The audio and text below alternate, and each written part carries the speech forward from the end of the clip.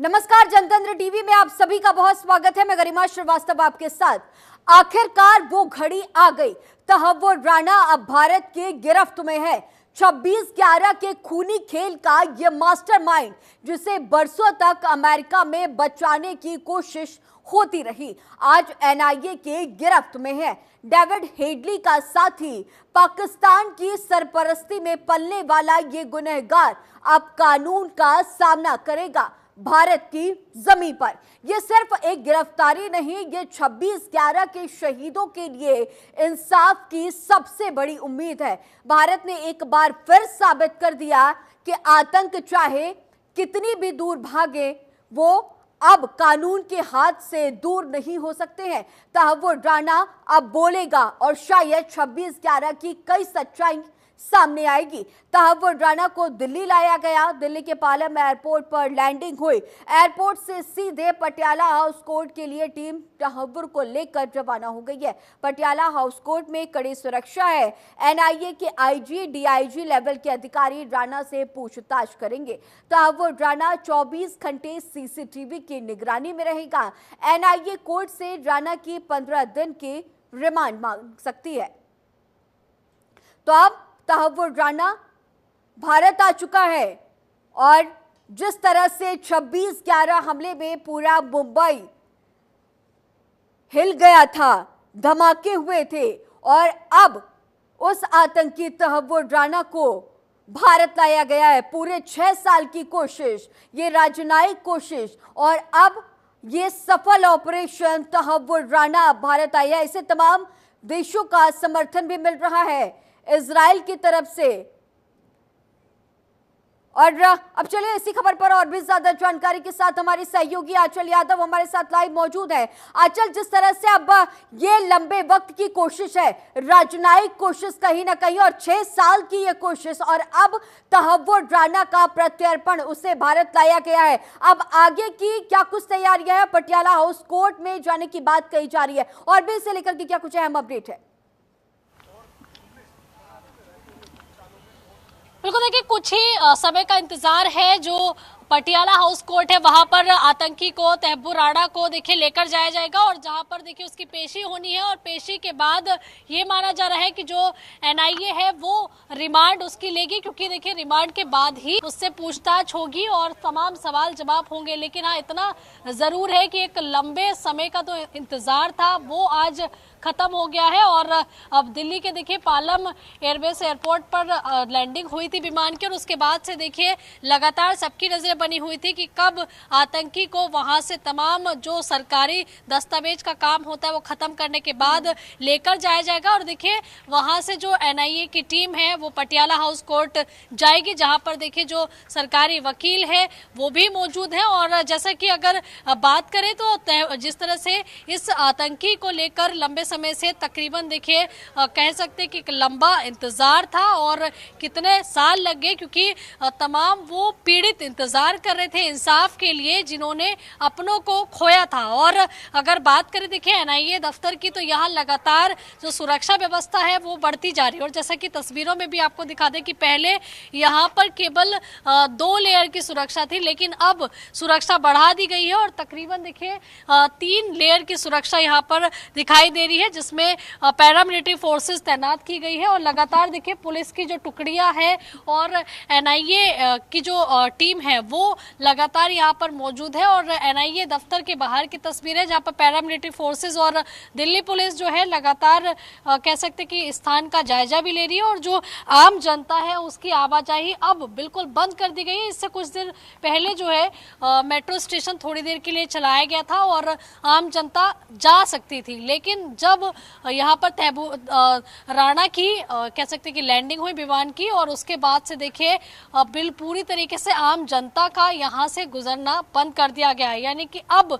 इंतजार है कोर्ट में पेशी की। और अगर धाराओं की बात करें तो देखिए कौन कौन सी धारा उस पर लगाई गई है। 120 बी धारा लगी है, 121 धारा लगी है, साथ ही देखिए 121 ए धारा लगी है, 302 धारा जो है वो लगाई गई है। इन तमाम धाराओं में जो है केस दर्ज किया गया है। यानी कि अब तहव्वुर राणा की मुश्किलें बढ़ जाएंगी और तहव्वुर राणा को उन तमाम सवालों के जवाब देने पड़ेंगे जिसका इंतजार इंतजार देश की एजेंसियां कर रही थी, क्योंकि तमाम मुखड़ियां जो है खंगाली जाएंगी, जिससे ये पता लगेगा कि और कौन कौन सी ऐसी प्लानिंग थी। क्योंकि तहब्बुर राणा को जो सपोर्ट था, बैक सपोर्ट जिसको बोलते हैं, वो कहीं ना कहीं ये उम्मीद लगाई जा रही थी, एक कयास थे कि आईएसआईएस जो है वो पूरी तरीके से सपोर्ट कर रही थी, जिसकी वजह से तहब्बुर राणा इतने साल जो है बचा रहा। और जैसे कि अमेरिका की बात करें तो अमेरिका में भी देखिए तहब्बुर राणा ने वहां भी नुकसान पहुंचाने की कोशिश की लोगों को, और भारत में तो देखिए कोई कसर छोड़ी नहीं थी। 2008 से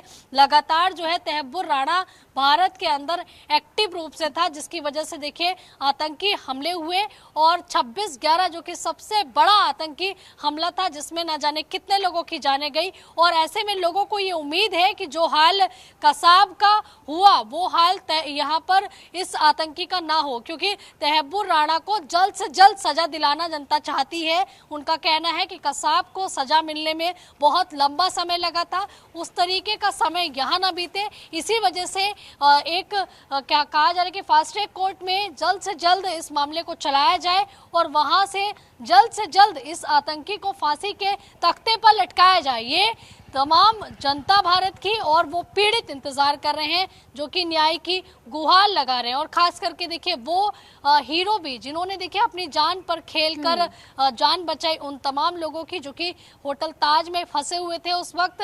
तो खास करके तहब्बुर राणा के लिए अब ये मुश्किलें बढ़ जाएंगी, क्योंकि यहाँ पर एनआईए जो है वो ज्यादा से ज्यादा दिन की कस्टडी लेने की कोशिश करेगी। अब ये देखना होगा कि अब से कुछ ही समय में जब पटियाला हाउस कोर्ट में पेशी होगी और उसके बाद देखिए वहीं से एनआईए जो है तहब्बुर राणा की कस्टडी लेगी और उसके बाद आगे की कार्रवाई का जो प्रोसेस है वो शुरू होगा।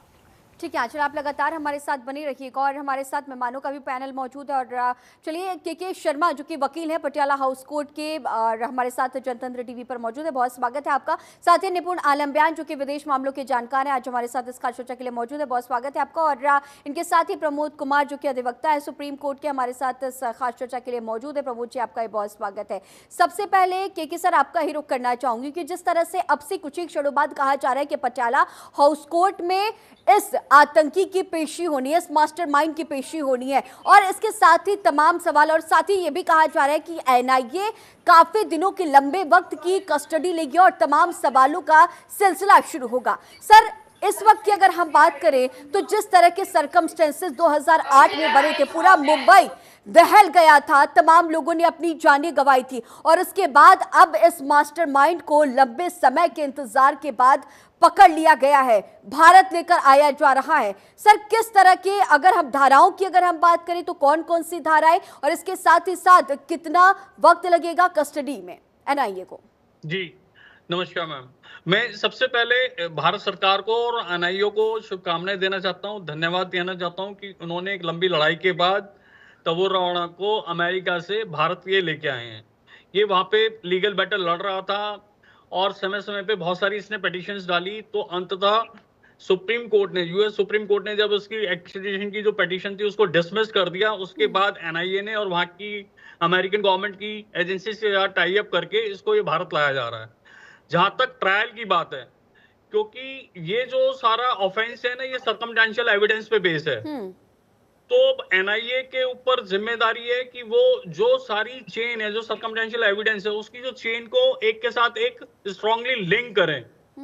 लिंक करेंगे तो वो लिंक कैसे होगी? अब इससे इसकी पुलिस कस्टडी मांगी जाएगी, तो कस्टडी में जो और इसमें एक्यूज हैं उनके साथ काउंटर, इसका एनकाउंटर होगा, साथ बैठा के पूछा जाएगा, अलग अलग रूम में बैठाया जाएगा, और जो चेन है एविडेंस की उसको लिंक करके फिर ये चार्जशीट फाइल करेगी। और जहां तक धाराओं का सवाल है, बहुत ही इस हादसे में, इस प्रकरण में 166 लोगों की मौत हुई थी, और जो राणा है ये बहुत मास्टरमाइंड है, ये सारी प्लानिंग कर रहा था वहां हेडली के साथ, फाइनेंस वगैरह भी सब ये कर रहे थे, तो ये बच नहीं पाएगा। भारत का कानून बहुत सख्त है और मुझे उम्मीद है कि जल्दी ट्रायल खत्म होके इसको फांसी पे लटकाया जाएगा, क्योंकि 166 लोगों की मौत का जिम्मेदार है ये। जी प्रमोद सर, अब आपका रुख करना चाहूंगी कि देखिए जिस तरह से अजमल कसाब के बाद अब इस मास्टरमाइंड को, तहव्वुर राणा को जिंदा पकड़ा गया है और तमाम लोग लगातार ये बातें कह रहे हैं, लगातार जब से इस प्रत्यर्पण की बातें सामने आई और अब आज जब तहव्वुर राणा को लेकर भारत आया गया है तो अब ये मांगे और तेज हो चुकी हैं कि जिस तरह से अजमल कसाब को फांसी तक पहुंचाने के लिए लंबा वक्त लगा था, इस प्रोसीजर को जल्द से जल्द किया जाए और इस मास्टरमाइंड को फांसी के तख्त तक लाया जाए और फांसी के फंदों तक। सर, इसे लेकर के कितना लंबा प्रोसीजर, किस तरह के सर्कमस्टेंसेस बनेंगे और कितनी धाराओं, जिस तरह से अभी के शर्मा सर जिक्र भी कर रहे थे, किस तरह के सर्कमस्टेंसेस आने वाले दिनों में इसे लेकर के बनते हुए और केस को लेकर के जिस तरह से एनआईए कस्टडी की मांग करेगा, तमाम बातों का जिक्र किया जाएगा, ईमेल्स का जिक्र किया जाएगा, जिस तरह से डेविड के साथ संपर्क थे, और भी सारी क्या कुछ अहम जानकारी है सर इसे लेकर के आने वाले दिनों में, अगर हम कहें तो?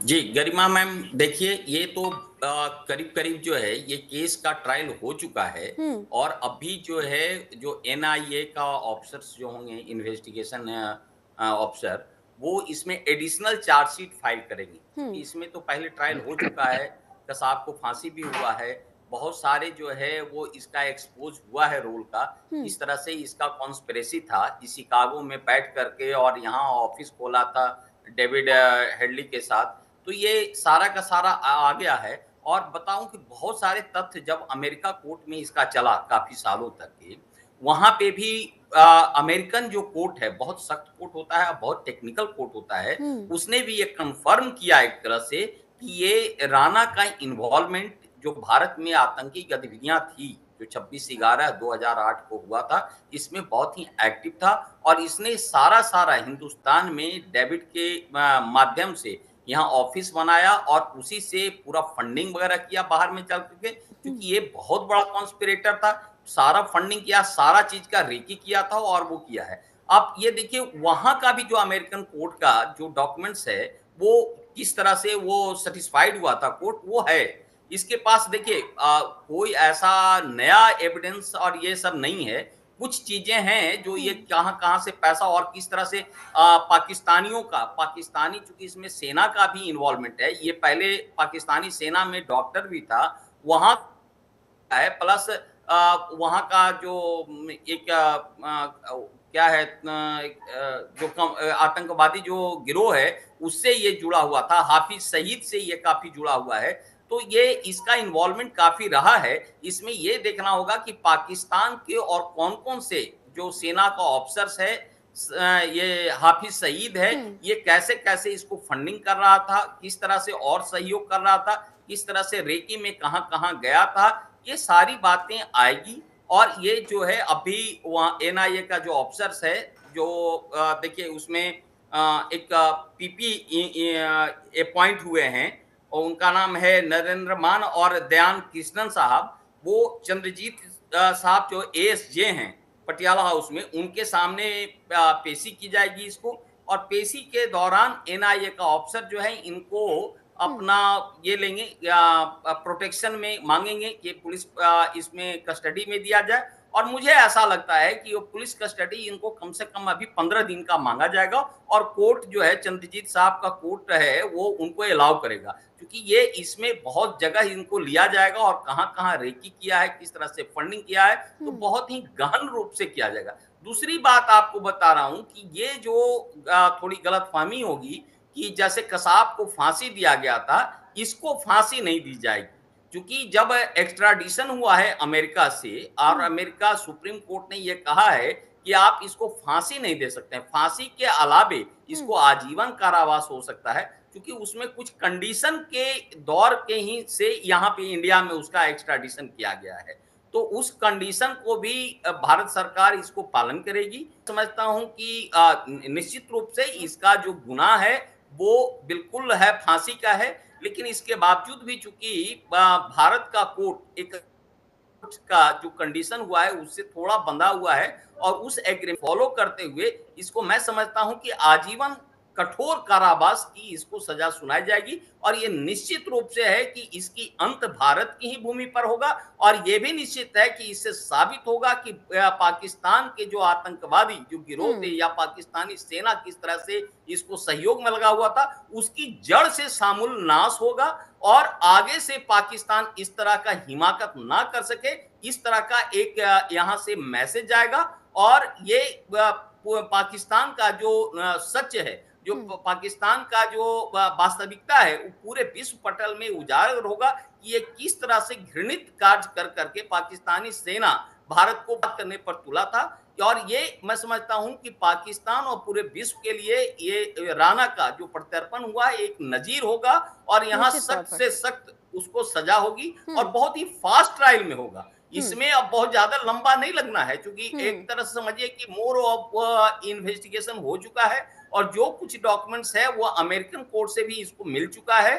इसलिए अभी जो एनआईए का जो बड़े अफसर हैं, आईजी रैंक के हैं, डीआईजी रैंक के हैं, वो इनको तहकीकात करेगी। उसके बाद इनको तिहाड़ जेल में इनको दिया जाएगा, तिहाड़ जेल से फिर ये ट्रायल फेस करेंगे और मुझे ये लगता है कि ये 1 साल के अंदर में इसकी सजा मुकर्रर हो जाएगी। ये कसाब की तरह जो है बिरयानी का मजा ये नहीं ले पाएंगे। और अब निश्चित, और यही वजह था कि जब अमेरिकन कोर्ट में इसने बहुत ऑब्जेक्शन किया और इसने कहा कि जी हमको हिंदुस्तान से खतरा है, क्योंकि मूल रूप से ये पाकिस्तानी नागरिक है, पाकिस्तानी का है और ये शिकागो में, कनाडा में कई देशों का इसने नागरिकता लिया हुआ था। ये बहुत बड़ा फ्रॉड है। आप देखेंगे वहां पे भी इसको 1-2 केसेस में सजा हुआ है और इसका जो दोस्त था हेडली, जिसके मदद से किया था, उसने ही अमेरिका में बयान दिया था कि इसका इन्वॉल्वमेंट हुआ है। तो इसके कारण भी जो है इसके पास पुख्ता सबूत है कि किस तरह से कॉन्स्पिरेसी में है, इन्वॉल्व है। तो निश्चित रूप से जो अंडर सेक्शन 120 बी, 121 और 302 जो आईपीसी है, उसमें इसको सजा मुकर्रर जो है आजीवन कठोर कारावास की होगी। इसमें कोई दो राय नहीं है और बहुत ही शीघ्र होगा।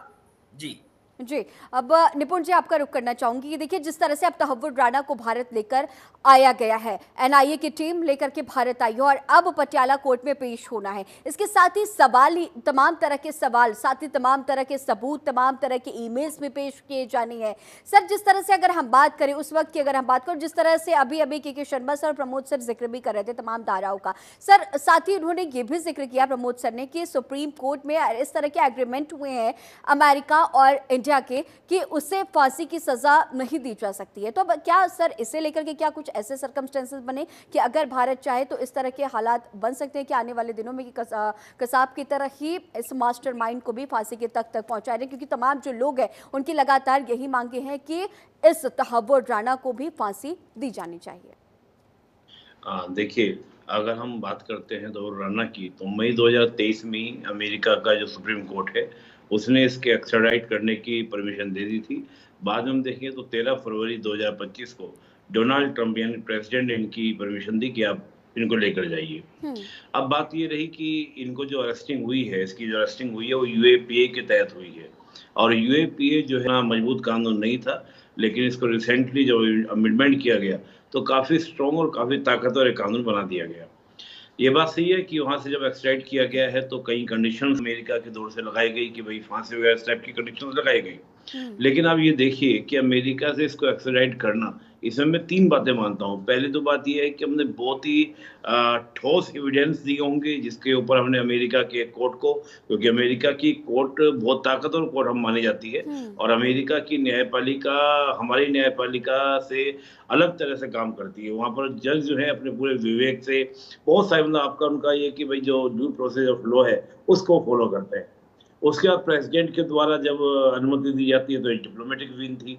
तो पहले हमने देखा कि एविडेंस बहुत मजबूत हमारे थे, फिर हमने डिप्लोमेटिक एक अपना विजिट दिखाया और लास्ट में आप देखेंगे तो कहीं ना कहीं ये भारत की जो एक दृढ़ निश्चयता थी कि हमको लेकर ही आना है, वो हमने करके दिखाया। अब यहाँ पर बात जो भी मेरे से पूर्ववर्ती कह रहे थे कि भी हमने कंडीशन लगाई है, बिल्कुल सही बात है कि कंडीशंस हैं, लेकिन क्या होता है कि जब हमारे पास और एविडेंस होंगे तो हम डिप्लोमेटिक एविडेंस के बेसिस पर बातचीत करने वाला होता है। हमें मानना ये है कि कहीं ना कहीं आगे भी चीजें चली, लेकिन देखिए मेन मकसद हमारा क्या था? मेन मकसद ये था कि तहव्वुर राणा को लेकर आना है और बाकी चीज रही है भारत के अगेंस्ट कि to bleed India with 1000 cut, कि हम भारत का खून बहाएंगे 1000 कट देकर। तो उसको दुनिया के सामने रखना, इंटरनेशनल पोर्टल पर लेकर जाना, इंटरनेशनल पर लेना और पाकिस्तान को दोबारा या जिस प्रकार के उसके प्रतिबंध उसके ऊपर लगे हुए थे उस प्रतिबंधों को क्या करना, आगे बढ़ाना, ताकि पाकिस्तान की ओर से भविष्य में इस प्रकार की कोई भी एक्टिविटीज में किसी तरह की सहायता नहीं दी जा सके।